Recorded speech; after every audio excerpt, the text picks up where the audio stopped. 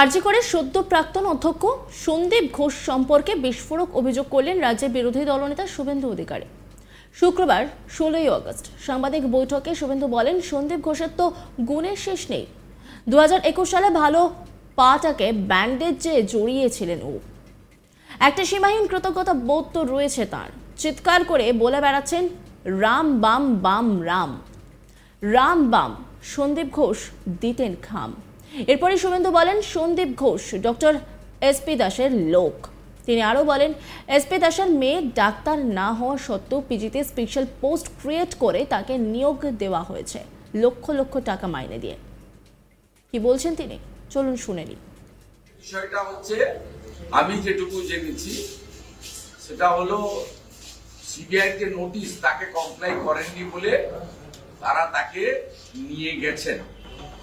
এবং এই সন্দীপ ঘোষের তো গুণের শেষ নেই।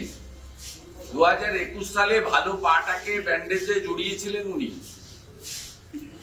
সীমাহীন কৃতজ্ঞতা বোধ আছে। পশ্চিমবাংলার মানুষকে টুপি পরিয়েছেন 21 সালে। ভালো পায়ে ব্যান্ডেজ লাগিয়ে হুইল চেয়ার চিহ্নে ভোট দিন বলে গোটা পশ্চিমবঙ্গ ঘুরে বেরিয়েছে।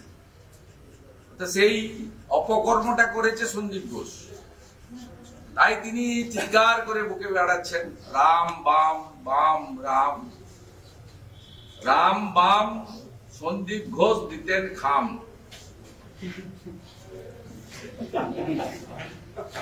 সন্দীপ ঘোষ কি মানে কোনো টাকা তুলতেন এবং সেই টাকাটাই? আরে এসপি দাসের লোক তো। এসপি দাস কে আর জানতে চাইছেন কেন আমার কাছে? ডক্টর শ্যামাব্রত দাস তিনি কে? হরিদাস পাল সিকিউরিটি পান কেন পশ্চিমবঙ্গ পুলিশ, কলকাতা পুলিশের? তার মেয়ে ডাক্তার না হওয়া সত্ত্বেও পিজিতে স্পেশাল পোস্ট ক্রিয়েট করে তাকে নীলবাতি লাগানো গাড়ি দিয়ে লক্ষ টাকার চাকরি দেওয়া হয়েছে কেন? কি দুর্বলতা আছে? সন্দীপ ঘোষ এইসব লোকের আশীর্বাদ পুষ্ট এসপি দাসে। আর আমি বললাম না, 21 সালে ভাঙা পায়ে কাপড় জড়িয়েছিলেন, সাদা কাপড়, কি গজনা কি বলে, এইসব জড়িয়েছিলেন এবং সেই পাটাকে উপরের দিকে তুলে হুইল চেয়ার চিহ্নে ভোট দিন বলে মুসলমানদের এক করে জিতেছিলেন। এদিন আরজি করে হামলার ঘটনায় বাম রাম যোগের তত্ত্ব উড়িয়ে দেন শুভেন্দু অধিকারী। তিনি বলেন, আপনাদের বলে রাখি, এরা দু একজন সিপিএম এর যুব সংগঠনের ছেলেকে ধরেছে, কিন্তু আমি বলছি ওই ছেলেগুলো যুক্ত নয়। মমতা ব্যানার্জির নির্দেশে এটাতে বিজেপি বা সিপিএম এর ছেলেরা করেছে বলে দেখানোর জন্য এটা করেছে। কিন্তু আমি আপনাদের 100টা ছেলের নাম, ঠিকানা, রাজনৈতিক পরিচয় দিয়ে দিতে পারি। অশোকনগর থেকে গুন্ডা এনেছে, নারায়ণ গোস্বামীর সঙ্গে ছবি আছে। কি বলছেন শুভেন্দু অধিকারী, শোনাবো আপনাদের। আপনাদের বলে রাখি, এই বিনীত গোয়েল যে গোলমালটা অতীন ঘোষের লোকরা ওখানে করলো, প্রত্যেকটা লোক ছবির সঙ্গে মিলামেন। এরা দু একজন সিপিএম এর যুব সংগঠনের ছেলেকে ধরেছে বটে, কিন্তু আমি বলছি ওই ছেলেগুলো যুক্ত নয়। মমতা ব্যানার্জির নির্দেশে এটাতে বিজেপি বা সিপিএম এর ছেলেরা করেছে দেখানোর জন্য করা হয়েছে। কিন্তু আমি আপনাকে 100টা ছবি, নাম, ঠিকানা দিয়ে দিতে পারি। আপনি ভাবতে পারেন অশোকনগর থেকে গুন্ডা এনেছে, আর নারায়ণ গোস্বামীর সঙ্গে ছবি আছে। অতীন ঘোষের মিছিলে লিড করছে জুনিয়র বলে একটি ছেলে, তৃণমূলের যুব সংগঠন করে। এবং অসংখ্য 100টা ছবি, নাম, ঠিকানা, বাপের নাম, গোষ্ঠীর নাম, তার রাজনৈতিক পরিচয় আমি দিয়ে দিতে পারি, আমার কাছে আছে। জাতীয় পতাকা নিয়ে গুন্ডাগিরি করা যায় না, জাতীয় পতাকাকে স্যালুট জানাতে হয়। জাতীয় পতাকার একটা কোড আছে, জাতীয় পতাকার অপব্যবহার করেছে, এটা ক্রিমিনাল অফেন্স। আরজি করে ঘটনা নিয়ে শুক্রবার 16ই আগস্ট আরজি করে ঘটনা নিয়ে সিপিএম ও বিজেপিকে নিশানা করেন মমতা বন্দ্যোপাধ্যায়। বলেন, রাত 12টার পরে ডিওয়াইএফআই নিয়েছে দলের পতাকা, বিজেপি নিয়েছে জাতীয় পতাকা। জাতীয় পতাকা রাজনৈতিক কাজে ব্যবহার করা যায় না, এই পতাকা নিয়ে গুন্ডাগিরি করা যায় না, এটা ক্রিমিনাল অফেন্স। বুধবার 14ই আগস্ট মধ্যরাতে মহিলাদের কর্মসূচিকে কুর্নিশ জানান মমতা। তিনি বলেন, মা বোনদের প্রতিবাদ, নিশ্চয়ই তারা ঠিক কাজ করেছেন বলে মনে হয়।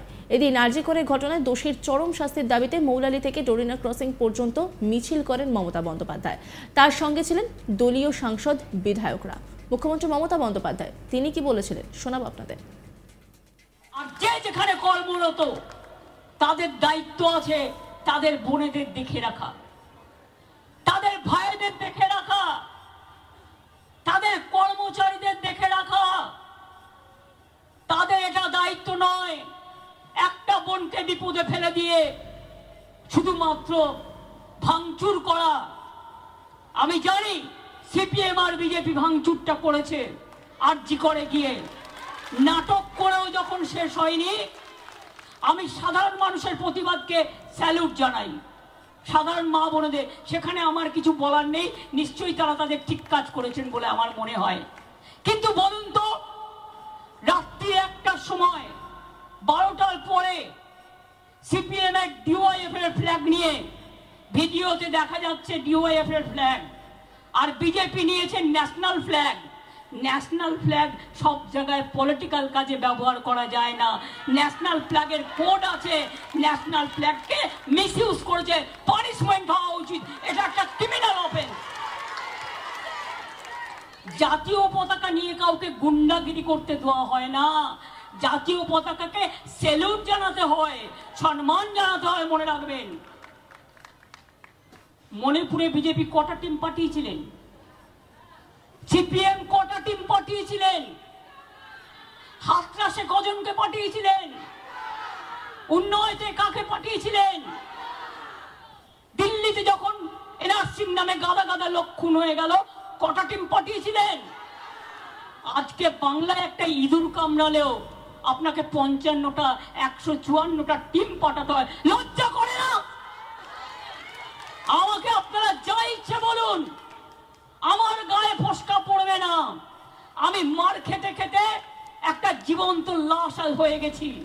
আমি যতদিন বাঁচবো মানুষের কাজ করব। আমাকে চমকানি দেখাবেন না সিপিএম বিজেপি, আমাকে ধমকানি দেখাবেন না সিপিএম বিজেপি।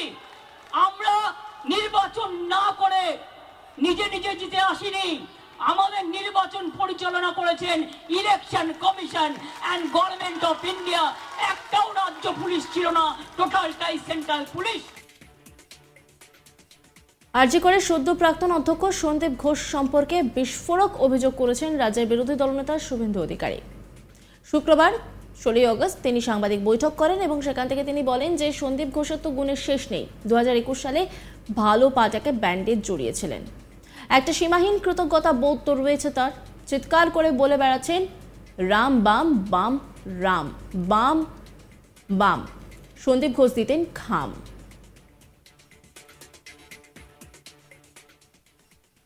নজর রাখুন আজ তাক বাংলার ইউটিউব স্ট্রিমিংয়ে।